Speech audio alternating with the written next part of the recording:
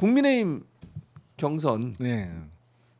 토론 보면서 어떤 생각이 드셨어요? 예를 들면 뭐 이런 거죠. 바퀴벌레 될래, 바퀴 될래 이런 거 아니면 한동훈 후보에 대해서 머리 생머리냐, 키높이 구두 외신냐, 보정 속옷 어떤 느낌? 보정 속옷은 뭐예요? 근데 아마 이제 몸이 좀 우람하게 보이려고 이렇게 앞에 안에 뭘 입는 건가 봐요. 난 잘 모르는데 이게 몸이 좀 어깨뽕 이런 거래요. 이런 거 집어넣어가지고 김 팀장이 잘할 때 보정 속옷이 우리는 몰라가지고 뭔지 보정 속옷 이거 어떻게 들었어요? 그거 보면서 그러니까 경선이야 이게 대선 후보자 경선이에요. 어떻게 생각해요? 이게 웬만한 그 지방의원 출마자들끼리 경선을 해도 이거보다는 수준이 높을 것 같아요. 그래도 지방의원들 이렇게 경선하면 후보자들 경선하면 동네 발전에 관해서 좀 토론을 하지 않을까요? 거기 어디 뭐 다리를 놔야 되지 않아요? 뭐 어디 도로 보수해야 되지 않아요? 적어도 이런 얘기는 할 것 같은데. 아니 김용남 의원도 출마하시면서 토론하면 주로 그런 얘기 하잖아요. 정책적인 부분, 지역 발전 어떻게 할 거냐. 근데 질문이 이게 뭐냐? 그리고 아니 다시 태어나면 뭐 다른 걸 얘기하더니 바퀴벌레는 뭐고? 아니 무생물이잖아 둘 다. 바퀴도 또 뭐고 이게 뭐예요? 아니 그러니까 바퀴벌레 이 질문이 왜 이래요? 그거는 아마도 출제자가 깊은 뜻이 있었던 것 같아요. 아 그래요? 일부러 많은 국민들이 우리를 지금 바퀴벌레 보듯이 하고 있는데 어떻게 할 거냐 뭐 이런 깊은 뜻이 있었던 거 아닐까 싶어요. 자, 4명이 올라갔습니다. 1차 경선에서 김문수, 안철수, 한동훈, 홍준표 이렇게 전망을 이렇게 하셨어요? 김 의원도 아니 아니면 저는 사실은 안철수 후보 대신 나경원 올라갈 후보가 걸로? 들어갈 거라고 봤죠. 왜냐하면 역선택 방지 조항 그 룰 때문에. 그래서 이게 오픈으로 그러니까 지지정당과 상관없이 여론조사를 하면 당연히 안철수 후보가 들어갈 텐데 역선택 방지 조항이 있어서 국민의힘 지지층에서는 아무래도 안철수 후보는 국힘 입당한 게 지금 3년 됐잖아요. 3년 됐죠. 맞아요. 약간 낯선 것도 있고 뭐 기존에 그 국힘에 오래 있던 나경원 후보가 좀 유리할 거라고 판단을 했는데 아무래도 이제 여론조사의 대상이 국힘 지지층 플러스 무당층이잖아요. 그런데 무당층에서는 안철수 후보가 훨씬 많은 표를 받았을 거고 생각보다 국힘 지지층이 빨리 윤석열과 손절을 하고 있는 거 아닌가? 이번 결과가. 이 결과를 보니까 그러니까 국힘 소속 현역 의원들이 제일 느리고 제일 판단을 잘못하고 있는 거고 현역 의원들이. 그나마 지지층은 훨씬 빠르다. 현역 의원들보다는. 지지층들이 이미 버린 패라고 생각을 하고 거기와는 절연을 하는 의미에서 이른바 윤석열 수호 집회에 꾸준하게 나갔던 나경원 후보보다는 탄핵에 찬성 입장을 밝혔던 안철수 후보를 고른 사람이 조금 더 많았던 거 아닌가 싶어요. 근데 나경원 지금 후보 같은 경우 이렇게 되면 이제 어쨌든 정치적으로 좀 이제 타격을 입는 건데 그럼에도 불구하고 추후에 본인의 정치적 행보를 어떻게 갈 걸로 보세요? 만약에 대선 끝나고 나면 어떨 것 같으세요? 뭐 대표에 출마를 한다든지 전당대회 출마할 가능성이 있지 않을까요? 있다. 그때도 윤석열을 등에 업고 할 것 같으세요? 어떻게 보세요? 그때는 상황 보겠죠. 아, 상황을 볼 거다. 근데 너무 자주 바뀌는 거 아니에요? 이러면 나경원? 나경원은 잘 아세요? 개인적으로? 저는 연수원 사법연수원 동기죠. 아, 동기시군요. 그러니까 93년도부터 알죠. 그럼 근데 나이 차가 있는데 동기예요? 연수원은 동기죠. 아, 그러시군요. 참 윤석열 파리를 해가지고 될까요? 그러니까 저도 지금 현역 의원들은 사실은 앞으로도 계속 당권을 쥐고 주류 세력으로 그 누리기 위해서 그런 스탠스를 취하고 있습니다만 적어도 대중을 상대로 출마하려고 하는 사람은 윤석열을 붙잡고 있어서는 선거가 될 수가 없죠. 기본적으로. 근데 지금 보면 홍준표, 김문수 두 사람은 아직도 윤석열 쪽이잖아요. 그렇죠.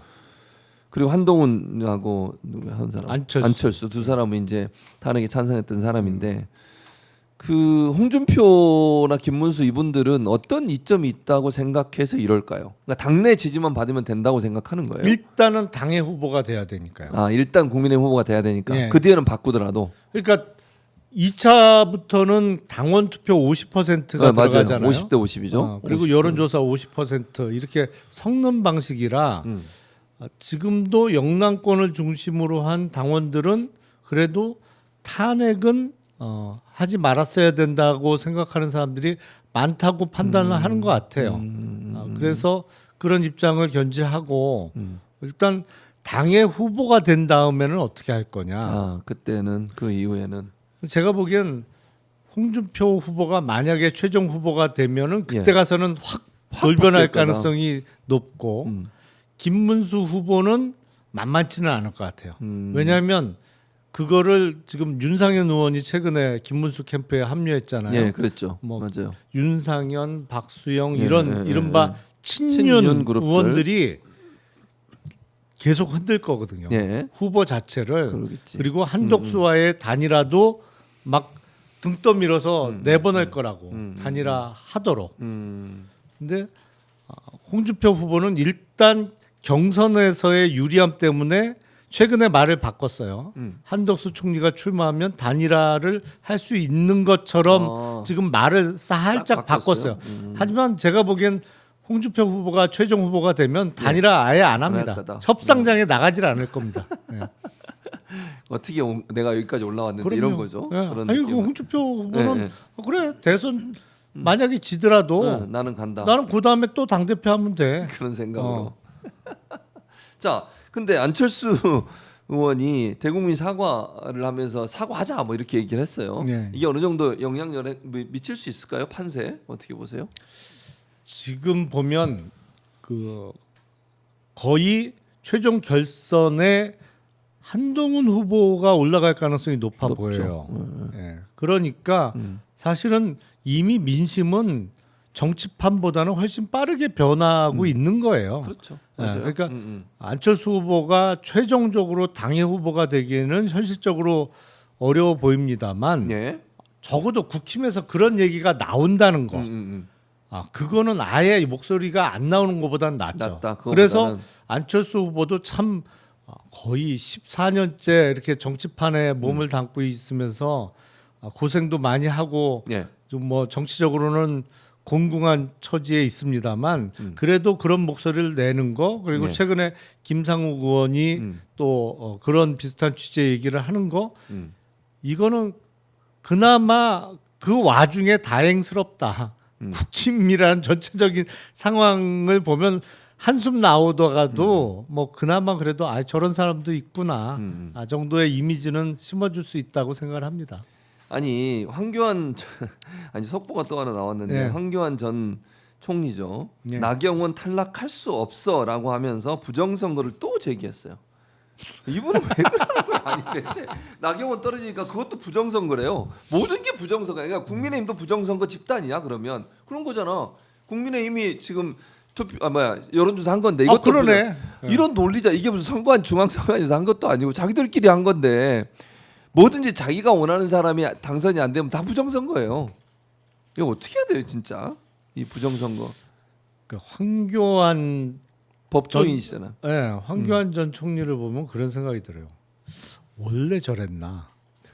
아니 그러니까 이 양반이 네. 법무부 장관도 하고 국무총리도 그렇죠. 했었잖아요. 권한대행도 하고. 원래 저 상태였나? 아니면 점점 상태가 안 좋아진 건가? 그래서 여기까지 온 건가? 그게 좀 의문이 들어요. 그러니까 당 대표 할 때는 네. 이상했죠. 네. 뭐 정광훈 씨하고 막 올라가서 막, 소리 손잡고 지르고 뭐 난리. 그런 거 이상하구나. 음.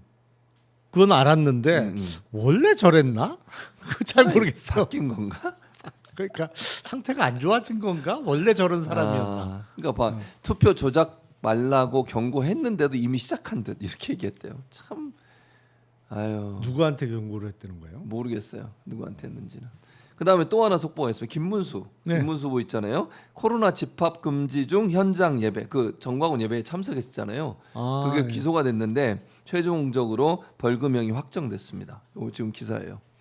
코로나 바이러스 감염증 유행 시기에 정부의 집합 금지 명령을 어기고 이게 정광훈 집회에 갔었거든요. 그때 현장 예배에 참석한 혐의로 기소된 사건이 상고심에서 벌금 250만 원을 확정받았다. 그러니까 끝난 거잖아요, 이것도 그러니까. 그렇죠. 근데 물론 저거는 이 선거법이 아니기 때문에 대선 출마는 문제가 없는 거죠. 그렇죠. 네.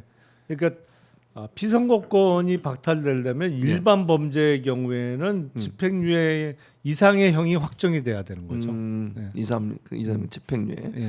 그 다음에 오늘 그 추데이 있잖아요. 한덕수 추데이에서 관계자가 뭐라고 인터뷰를 했냐면 한덕수 5월 4, 5일쯤 액션 있을 것 이렇게 얘기를 했다는 거예요. 5일은 늦었는데. 그러니까 그러면 이제 그 전에 나왔는데. 그러면 피선거권이 없는데. 아니 그러니까 내가 한심한 게 그 네. 무슨 추대의 그 공동위원장이라고 네. 언론 인터뷰하는 내용. 분이 하는 내용도 그렇고 네, 네.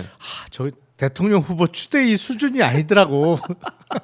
그때 당장 5월 5일 날은 무슨 네. 액션 해봤자 없는데 네. 피선거권이 없어. 네, 아예 없는데 그때는.